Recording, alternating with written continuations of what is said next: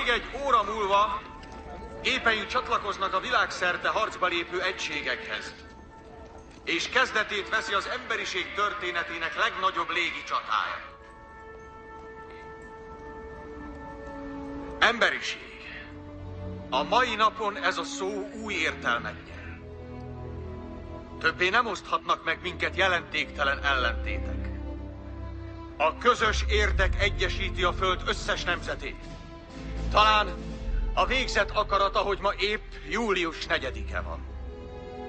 Ma ismét meg kell küzdenünk a szabadságunkért.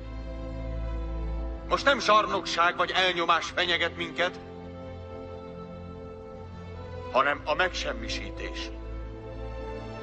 Azért harcolunk, hogy élhessünk. A puszta létünk a tét.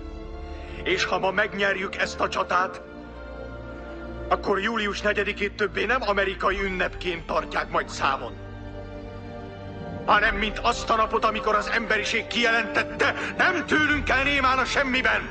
Ha el kell vesznünk, harcban vesszünk el. Harcolunk az életünkért, a túlélésért. És ma megünnepeljük a függetlenség napját.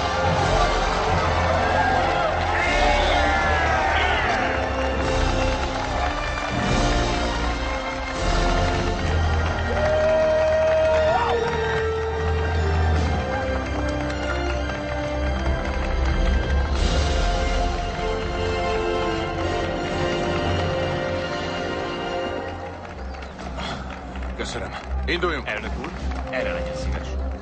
Itt van a felszerelése. Hoztam önnek egy pilótaruhát, a többi a tengerészságban van. Válasszon magának, Sisak.